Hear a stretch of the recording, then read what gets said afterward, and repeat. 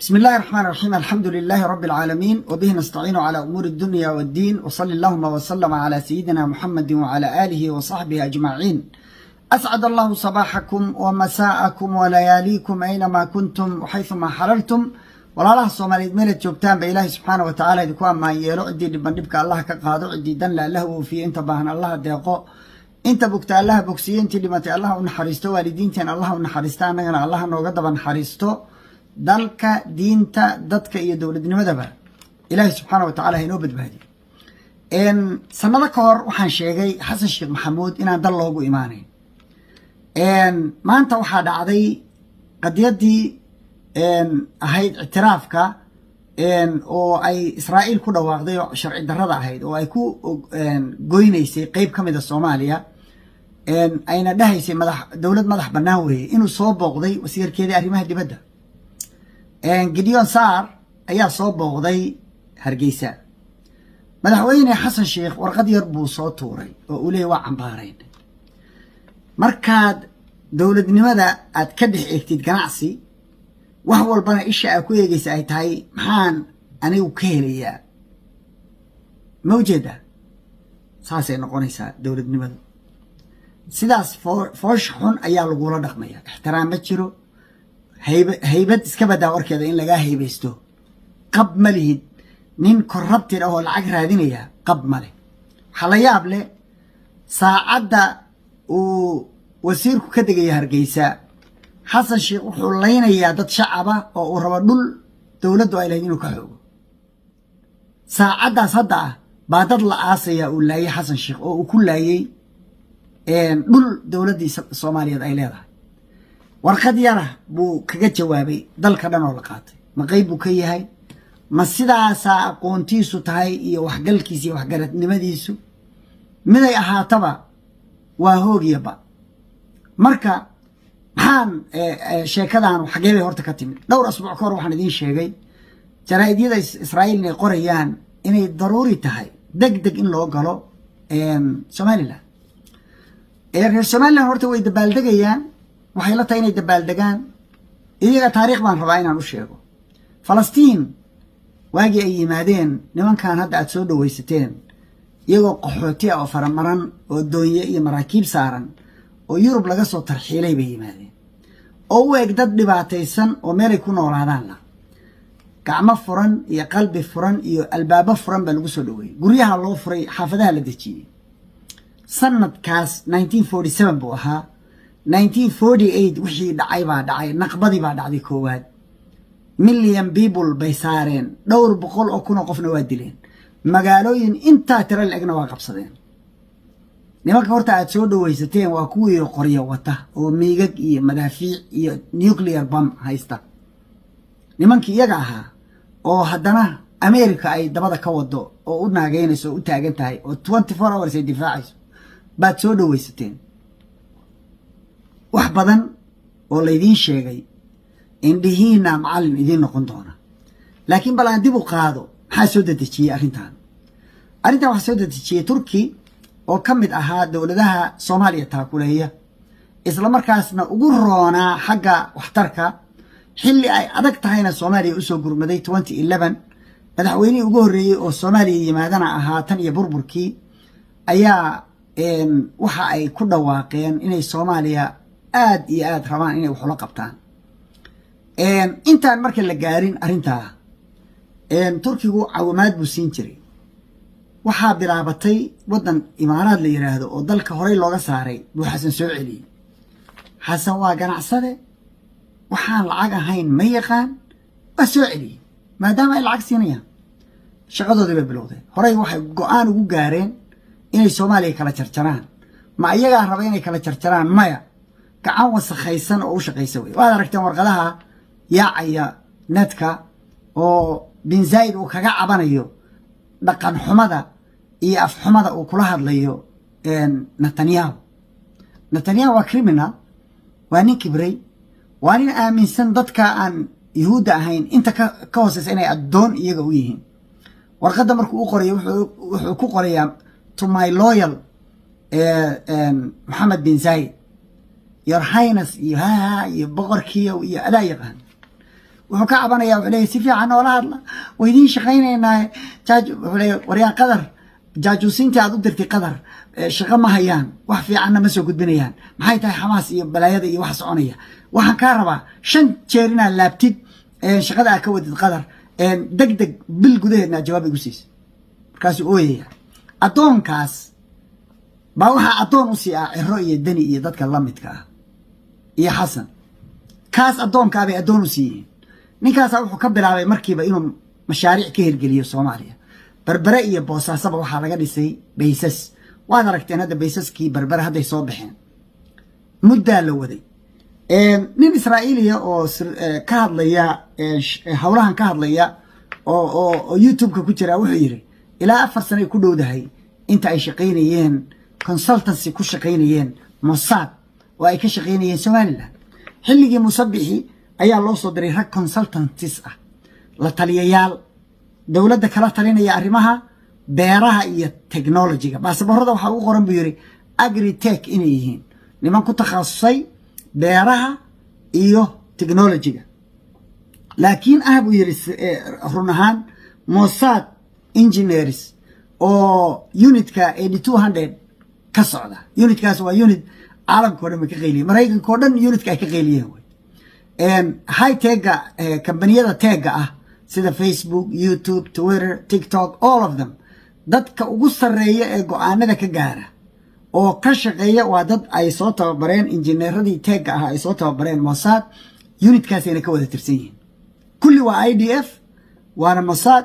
dawladda Mareykanka CIA-da dadka haysta magaalada sirdoonka Homeland Security-ga bay ka buuxaan waa khalkhaliyeen Mareykanka oo dhan ka qeyliya cid alla cidii deep state ka hadlaysa unitkaasi soo qaadata unitkii laftigiisa baa loo soo diray Somaliland waxa la shaqeynayay biiri UAE iyo Africom si loo dhiso basekaas waad aragteen Africom ninkii taliyaha ka ahaa oo booqanaya bila ka hor booqanaya Hargeysa iyo Garowe waxay dhaheen nimankaasi waxay iska dhigayaan niman wax beeraya oo ku faraxsan yahay ninkan Israa'iiliga soo uga shaqeynay waxay iska dhigayaan dadku waxay u qabaan inay dhir beerayaan laakiin waxay beerayeen buu yiri signal kaasoo cabiraya masaafada u dhaxaysa meeshaas beerta ay ka sameynayaan waxay kaloo ahaayeen solar professionals solarkay ku takhasuseen marka halkaas ay waxay gelinayaan solar iyo adduun inay rakibayaan baa loo qabaa laakiin sirdoon bay rakibayaan oo aasayaan qalabkaasi wuxuu sheegayaa inta ay diyaaraddu u duulayso meeshaas ay joogaan iyo Yaman xuutiyiinta meelaha ay ka soo tuuraan madaafiicda waxay sheegeen 20 daqiiqo bay soo cadeeyeen inay tahay 20 daqiiqo inay diyaaraddu u baahan tahay inay ku tagto halka ay awal soo mari jirtay buu ku leeyahay thousands of miles kumanaan mile diyaaradana hawada bartankeeda markay soo socoto gaas la siin jiray inta gaasku ka dhamaado tan hadda waxa weeye gaaska oo aan half ah bay intay ku duusho oo maanta oo dhan ku soo dagaalanto ayay ku soo noqonaysaa isagoo wali intiisii ah meeshu waa meel qarka ah ujeedada dhan oo aan ka leenahayna waxay ahayd bay dhaheen inaan xuutiyiinta kaga adkaano oo ka weerarno kow labo inaan joog hoolkaas kontrolno meesha baabul madabka la yiraahdo aan ka kontrolno maraakiibta maraysa iyo anagu aan kontrolkeeda yeelano saddex waxay dhaheen Turkiga oo iska dhigaya meesha inuu satellite ka tuurayo laakiin ujeedadiisu tahay inuu ku diyaarinayo gantaalo ridada dhexa iyo ridada sare ah inuu meesha ku tijaabinayo isagana inaan ka hortagno oo aan kaga hormarno oo uusan dhulka naga qabsan waxa dhacday marka chronologic baan idin siiyay isugu xigeen dhacdooyinku MOU baa la saxiixay imaaraadka waday yahuuda waxa la waday Ethiopia Musabixi baa saxiixay oo bixiyay badii Soomaaliya qayb kamid ah dawladda Soomaaliya waa oroday Turkiga u tagtay heshiis bay la gashay ogaada Xasan Sheekh konton heshiis buu galay oo wada difaaca Ethiopia la galay wuxuu la galay Eritrea Masar buu la galay Uganda buu la galay Imaaraad buu la galay cid kastuu la galay kan wuxuu kaga duwanaa Turkigu wuxuu ahaa dal daacad oo Soomaaliya wax tarkeeda ciidan badan u tababaray arday badan wuxuu baray oo jaamacado free siiya ilaa iyo hadeerna ka caawiya dawladda kaabayaasha dhaqaalaha airboortka dekada wadooyinka kulli dhismayaasha dowladda waxaasoo dhan ka caawiya waxa uu la soo saxiixday heshiiskaas waxaa ku jiray kow heshiis shidaal waxaa ku jiray oo labaad heshiis difaac waxaa ku jiray oo saddexaad heshiiska satellite-ka cidina ma taqaan sababtoo ah lama akhriyin lamana arag in la qariyo maadaama uu sensitive yahay dad badan oo jawaasiisana ay ku jiraan baarlamaanada iyo dowladda gudaheedaba anigu dacwo badan kama qabin maadaama kalsooni somehow aan ku qabno turkiga dacwo badan kama aanan qabin laakiin ninka inoo saxiixaya mar walba anigu shaki baan ka qabay waana sheegay xasan lama aamini karo laakiin turkiga dartiis baanu aaminaynaa waa nasiib daro inaan saa u hadalno inaan dhahan madaxweynehayagii na waa ka shakisannahay ajnabi waddan kale ahna waa kaga kalsoonnahay isaga waa nasiib daro laakiin xaqiiqo weeye isha uu ku eegaya waa il ganacsi laakiin heshiiskaas waxaa ku jiray in space laga tuuri doono satellite spaceka aada laga tuuri doono soomaaliya maadaama dhulbaraha ay u dhowdahay lacag aada u badan la seefgaraynaya haddii halkaa laga tuuro dadkao dhan caalamka oo dhan waxay jecel yihiin meeshaa dhulbaruhu maro agagaarkeeda inay wax ka tuuraan waxaa laga faa'iidi lahaa shaqooyin waxaa laga faa'iidi lahaa soomaaliya oo la jaan qaada caalamka waxaa laga faa'iidi lahaa internet free waxaa laga faa'iidi lahaa koronto free ah baa laga heli lahaa marka la dhiso mashruucaas oo ay dhici karto inay ku baxdo 10 bilyan oo dollar ay ku baxdo waxaa ka mid ahaa heshiisyadii loo saxiixay turkiga inuu badda iyo hawada iyo bariga soomaaliyeedba uu ka difaaco cid kastoo soo gasha heshiiskaas marka sida loo qaabeeyey iyo siduu u qornaa anigu ma garanayo maana aanan arag maanta waxay ahayd maadaama lagu soo xadgudbay hawadii iyo madax banaanidii soomaaliya heshiiskaas inuu shaqeeyo hadday kuwo kale jireen inay shaqeeyaan sababtaysa u shaqaynayn madaxweynaha laga rabaa xilligaas uu ra-iisul wasiirka arrimaha dibaddu ka degayo hargeysa xadgudubka uu ku samaynayo madaxweynihii dad buu wuxuu ku laynayaa dayniile isagoo raba inuu dhul ka boobo wuxuu kaga qaado marka musiibadaas jirta iyo horumar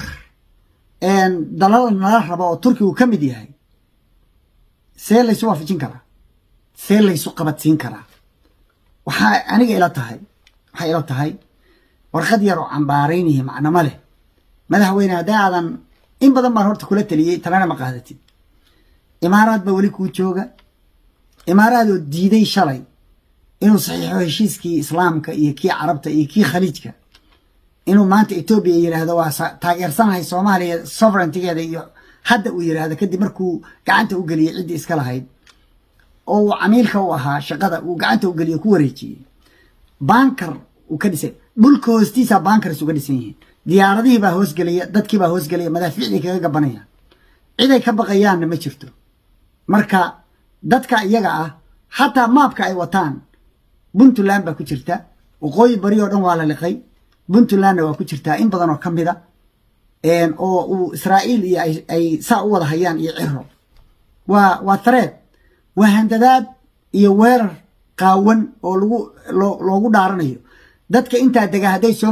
somaliland soo hoosgeli waayaan iyagaas yaqaan oo handadaadoo cad wey ma ujeedaa madaxweynuhu marka halkii uu shaqo qaban lahaa hadde waaba nin mashquulsan ma tahay marka xilligii dadka reer muqdisho iyo dadka soomaaliya jooga oo madaxda ahi ay si toosa u soo faragelin lahayn arrinta oo dhihi lahayn dalkii waa la qaadanaya kuguma daawan karno intaa ka badane adeerow ducaysane na dhaaf waxaad qaadan kartay qaadatay noo dhig xilka oo doorashadii noogu dhawaaq oo noo qabo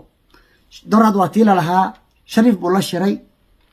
waxaana lagu heshiiyey in mucaaradkii iyo isaga iyo kulli shir la qabto in dalka la difaaco inuu ka tanaasulay oo dhigayo